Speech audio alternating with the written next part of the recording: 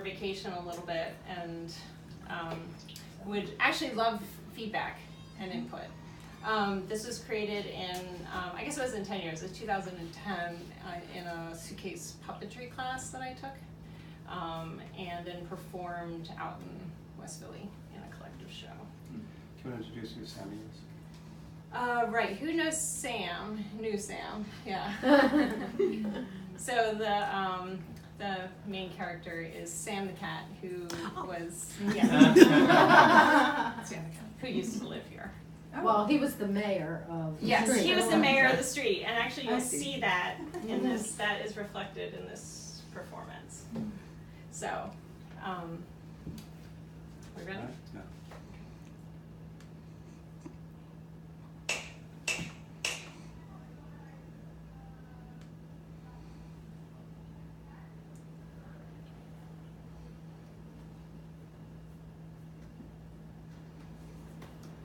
I was sitting right here when I heard those gunshots. Right here, where you're sitting now. Woke me up. I knew it wasn't good, but how could I know it had been him? It hadn't been that long ago that I'd slept at his feet in that trolley car. But I'm getting ahead of myself. I was already on my 4th life by then. All 9 spent right here. Sure, it's called Waverly now, but when I was born it was called Ohio, and for a time it was called Hazel. These houses were for workers, tiny houses built on side streets and alleys behind those big houses on Pine and Lombard. In 1825 I was just a kitten, 9 long lives ago.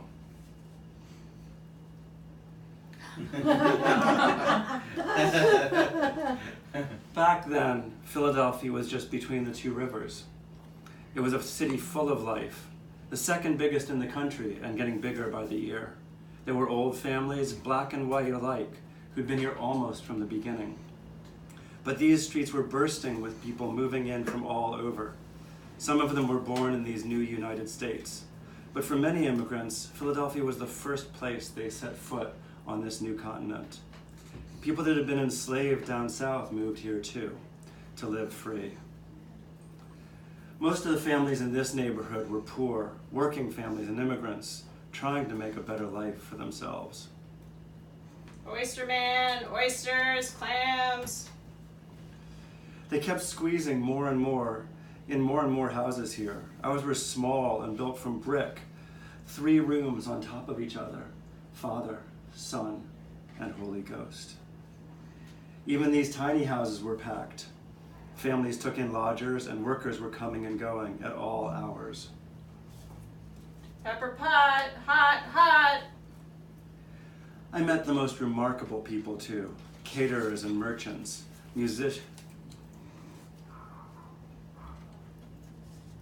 musicians and church leaders.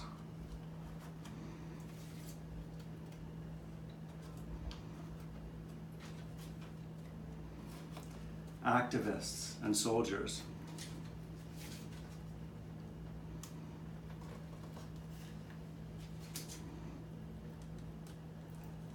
Inventors and writers.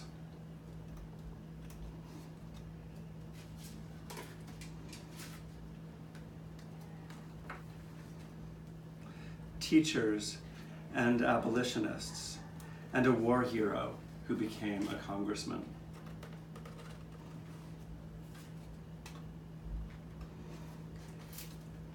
You may never have heard about their acts of resistance, big and small, but I sure did. You'd be amazed the stories people will tell a cat. And if there's one thing I learned, it's that no one can change the world alone, but together they changed history.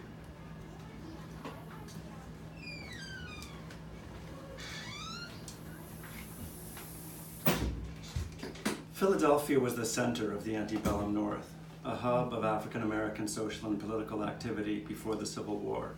And you couldn't be in Philadelphia back then and not see that slavery was tearing the country apart. Quaker abolitionists organized here alongside black leaders who had previously been enslaved. And if that weren't enough, there were immigrants from Haiti energized by the most successful slave-led revolution that the world had ever seen. But that didn't mean life was easy for my black neighbors. The slave trade had been abolished in Pennsylvania for a long time, but that didn't mean they were safe. Men hired in slave-owning territories would sometimes come north to capture those who had escaped bondage and even kidnap them right off the street. And if that weren't enough, tensions between folks in this part of town and folks in other parts of town would flare up from time to time, as arriving blacks would be pitched against white immigrants fighting for work. In fact, I remember in 1834, only a few blocks from here, pre-planned rioting and a subsequent fire destroyed several black churches, a black benevolent society, and one man was found dead. Even when there weren't riots or abductions, my neighbors often just struggled. For work and for equal treatment and for representation, African Americans were the last ones hired and the first ones fired. Coloreds or blacks weren't allowed to use public transport. Family members left in the South were still held in slavery.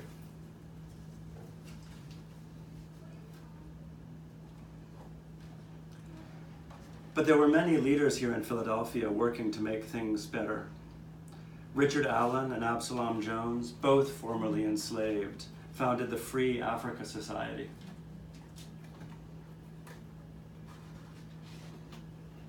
A society should be formed without regard to religious tenets, provided that persons live in orderly and sober life, in order to support one another in sickness and in the benefit for their widows and fatherless children. And through this society, which was based on mutual aid as well as freedom to practice religion without discrimination and harassment, they went on to found Mother Bethel AME, first in Allen's blacksmith shop, and later in a larger church with his second wife, Sarah. And Absalom Jones founded St. Thomas Episcopal. Others, both men and women, went on to advocate for the rights of blacks in city cemeteries, to establish other needed aid organizations where blacks could receive care without discrimination, and found educational and social institutions where blacks could freely organize and lead. Political crisis was never far away, and these institutions were essential as they connected diverse populations and facilitated organization and action. For instance, in the mid-1830s, fearing the growing political and economic power of the African American community, the Pennsylvania state legislature moved to take away the right to vote, a right that black men had held since the 1780s.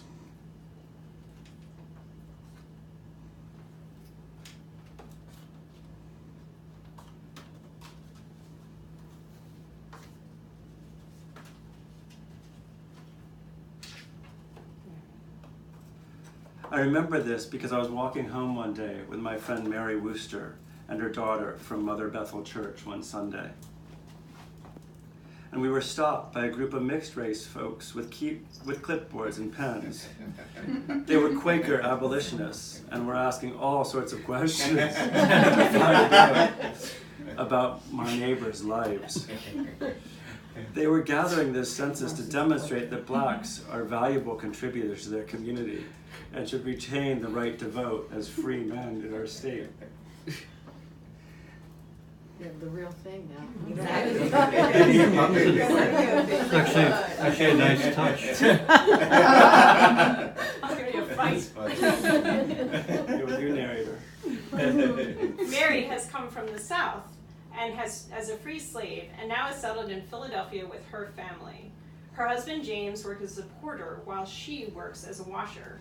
They are both from Pennsylvania, and Mr. Wooster has personal property on which he pays a 50% tax each year. They have 2 children in school and go to Mother Bethel Church. Yes, I can confirm that. But unfortunately, this and other activism fell on deaf ears, and in 1838, the rights of black men to vote in Pennsylvania were taken away, not to return for another 50 years.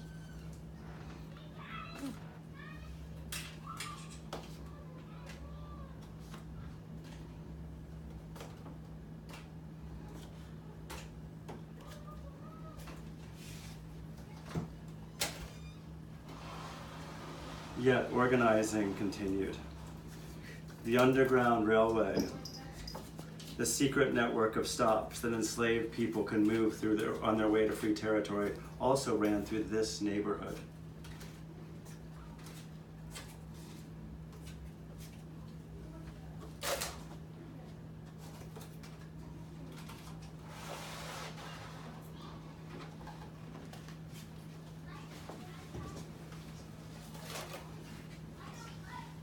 William Sill was the main organizer and financier of this network and lived near here on Delphi Street.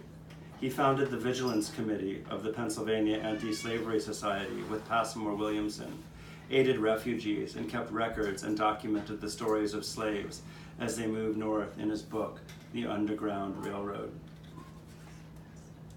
Much of this happened in secret, under the cover of night and at various safe houses throughout the neighborhood.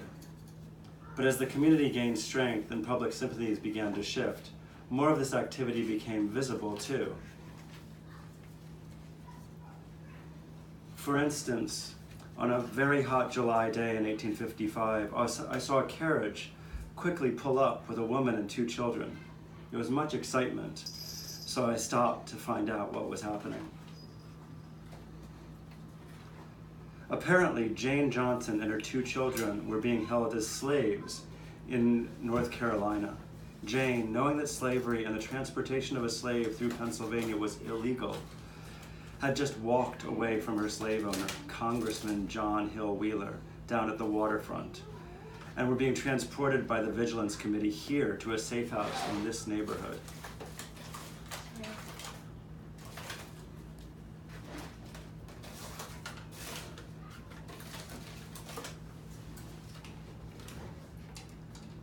William Sill and his colleague Passmore Williamson from the Vigilance Committee had earlier heard by word of mouth that she had expressed her desire to be free and had asked for their help. They met her on board the ship she was traveling on when it was docked in Philadelphia and publicly pronounced her rights for all to hear. You are entitled to your freedom according to the laws of Pennsylvania. If you prefer freedom to slavery, as we suppose everyone does, you have the chance to accept it now. She accepted these rights and stood up from her seat, walking off the ship with her 2 children. Still and Williamson escorted her back here to land as a free woman.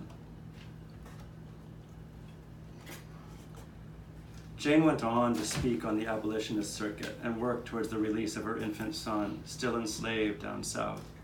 Her story was one of the first challenges to the Fugitive Slave Act, and Jane herself would go on to shelter people fleeing slavery.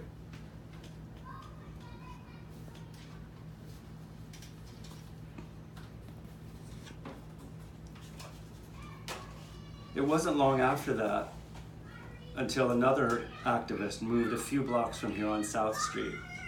I'd first seen Octavius Cato when he'd been a student at the Institute for Colored Youth, but by the 1860s he was already a teacher there and a political leader in his own right.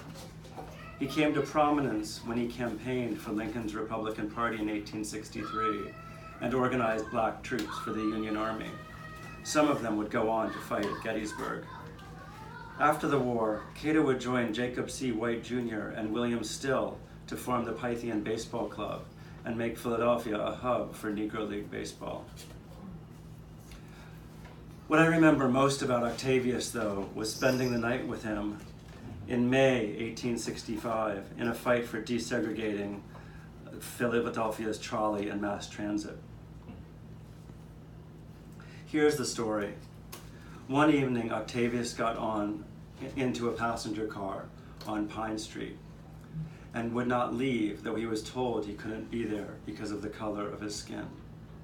The conductor didn't want to get fined or attacked by the gathering crowd coming to see what was happening, so he ran the car off the track and detached the horses, walked away, leaving Octavius in the car all by himself. People started to gather and cheer him on, and Cato didn't leave. He slept there all night, and I came to keep him company, too. The next day, a reporter from the New York Times wrote, Last evening, a colored man got into the Pine Street passenger car and refused all entreaties to leave the car. The colored man is still firmly maintains his position in the car, having spent the whole of the night there. The conductor looks upon the part he enacted in the affair as a splendid piece of strategy. The matter creates quite a stir in the neighborhood, sensation in the neighborhood where the car is standing, and crowds of sympathizers flock around the colored man.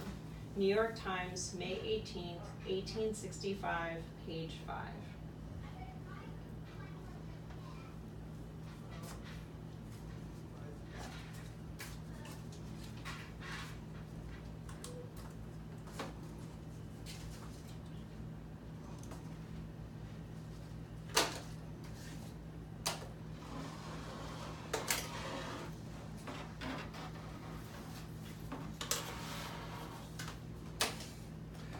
Octavius was still at it in the second half of the 1860s, working hard with others, fighting for the rights of African American men to vote. This finally paid off when in 1870, the 15th Amendment was passed, making it illegal to deny a male citizen the right to vote based on race, color, or previous condition of servitude. However, organizing, as always, can be dangerous work, and that was certainly true in this community at that time. The first election after that amendment took place here in 1871, and my neighbors were intimidated by taunts and mobs roaming the streets, and no one was protecting them. It was a scary time. Several people were beaten up badly, and the atmosphere was tense. On October 10th, Octavius was out organizing again. He now even carried a gun for protection, but it didn't help. On Lombard Street, he was confronted by a mob, and a man named Frank Kelly stepped out and shot Octavius in the chest 3 times.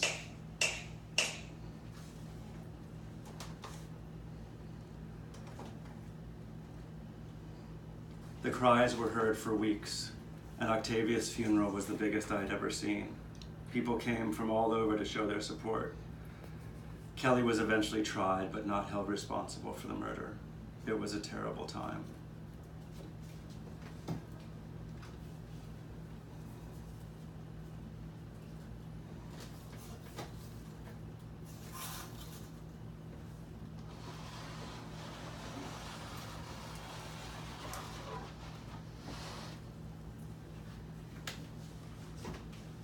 Despite the setbacks and tragedies, organizing continued in Philadelphia for civil rights, and the 20th century saw new milestones for its black population.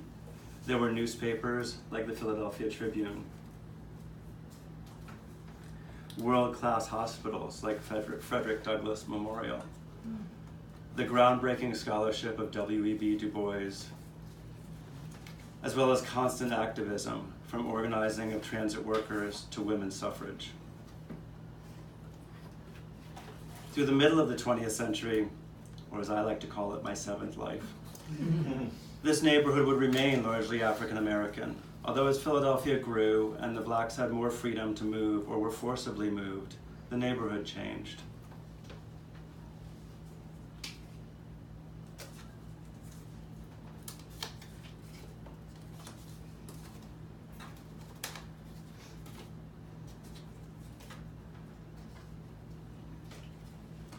And today, my neighborhood doesn't look much like it did in those days. There are reminders of history here and there. Mother Bethel, for instance, still stands in its new form on the same parcel of land that it did back then. But from what I can see from my many years of stoop sitting here, true equality has not yet been achieved. In this central and historically important neighborhood, for instance, very few African Americans remain today. And in the city as a whole, struggles continue that harken back to the past. Black neighborhoods don't become white by themselves. Here, eminent domain forced residents out when the city finally put in sewers and water mains. On the other side of Broad, plans for a freeway drove businesses away for a decade, and another black middle-class neighborhood will never be the same. More recently, elderly neighbors can't pay taxes on homes they've owned for decades, while new residents get tax abatements. And we wonder why schools are closing in poor neighborhoods and why people still have to fight for black lives to matter. I know I'm just a cat, but I like to know what's come before. If these little streets and tiny houses could talk, you can't imagine the amazing stories they'd tell. This is why it's so important for us to surface these stories of forgotten neighbors, ancestors, and heroes. In this way, we can honor their legacy and glean more from their example about what we need to know to bring about justice and true equality. What are your stories? I have at least another life or two to hear those too. Thank you for visiting me today.